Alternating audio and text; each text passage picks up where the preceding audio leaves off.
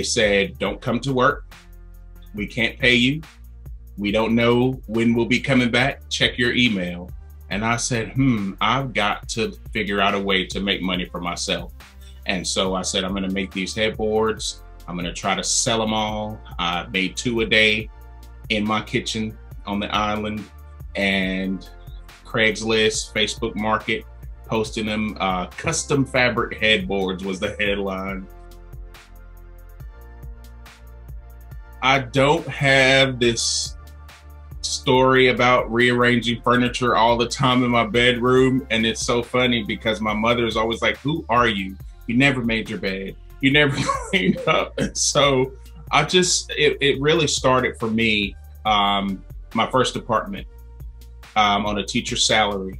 And I had planned this and planned this. I wanted my favorite colors to show. And so I was Pier 1 and Target, and everything was earth tones then. My favorite color is orange. And so I really strategically planned this space out to be me, you know?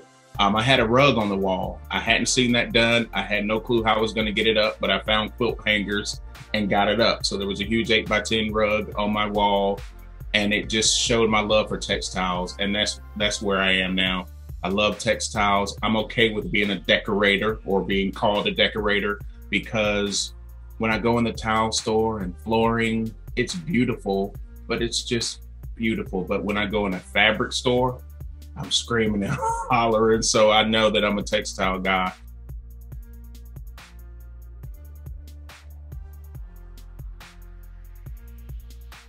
I met so many people via social media and Instagram. And now I will say that most of my clients, of course, I'm getting repeat clients and referrals, but the celebrities, the athletes, all of those people are coming to me from social media. So Instagram really kicked my business off.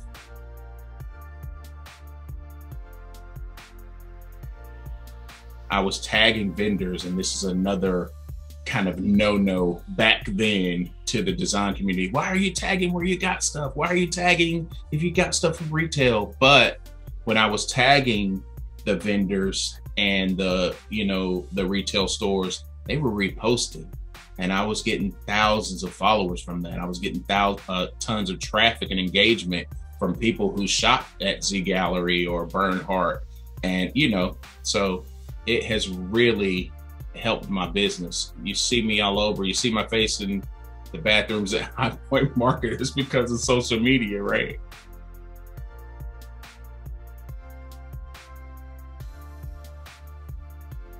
Michelle, that guy, he always says something. Like, I'll always tune in to his interviews and his panels, and he always says something it could just be one line, but it has always stuck with me. I was talking to him years ago. I was doing staging, and home staging is really fast paced. The agent says, hey, we need this staged. And then as soon as it's under contract, hey, we need it pulled, and they want you to do it within that week, and it's super fast paced, and I was getting overwhelmed. And I called Michelle, and he says, only take on things that inspire you. If you're not in it, if you're not loving it, it's not gonna feel good. Changed my life.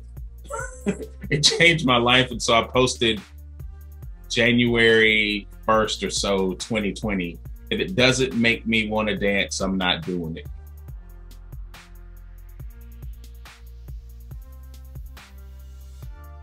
Whenever a new designer or an inspiring designer reaches out to me and asks me what can they do, I say, take some classes.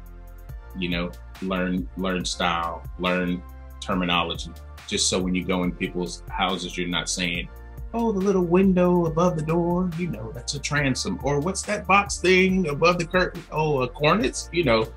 It's just super important that you know what you're talking about. I would love to tap into architecture and design build and some of the technical things that I don't do as much because I'm really textile driven.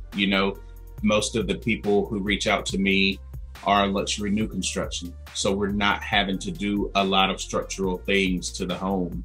They want decor, and that's what I love, and so it's fine. but I would also love to tap into that side for sure.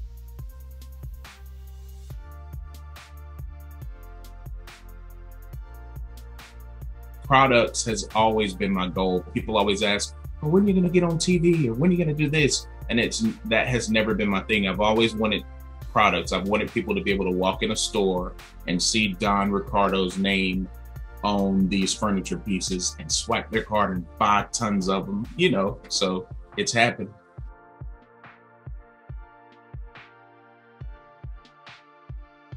I haven't been led to leave that yet, because like I said, it's still early education, teaching children to read. It's still in me and very important to me. There are transferable skills. You know, I light up when I do a kid's space. I know that they need a substantial amount of softness. I know that they need, you know, active and quiet areas. So it works.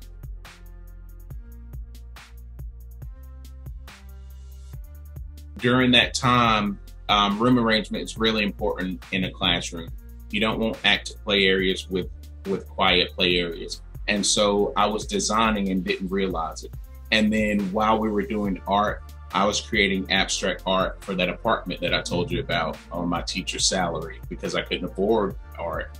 And so I was doing art and cutting it and framing it to take home. And so all of those things made me realize that, hey, dude, you're creative. Like, you need to start tapping into some of these talents and gifts that you have in you. So, and it's in my family. Like, my grandmother, she studied music in college. And so she was a vocal coach, and she taught piano and voice. And it's in my family. We all love music. We all are talented. And so I try to show that in all of my designs. So you're gonna see a violin, or you're gonna see music and movement. You're gonna see, you know, sculpture pieces that have dance in them and movement in them. And so sometimes I have to point it out, but it's always gonna be there. Everything that I have asked for through stating it, and then also praying and fasting for it, has happened for my business. And there's so much more to come, you know? And so I'm always speaking it. I'm always saying, I want this to happen. What do I have to do to get there? And it happens. And then I also had to tell myself, and I tell people this all the time, it may not be in your time. I know you want it now. It may not be in your time, but when it does happen, it's gonna feel like it's right on time, for sure. Yeah.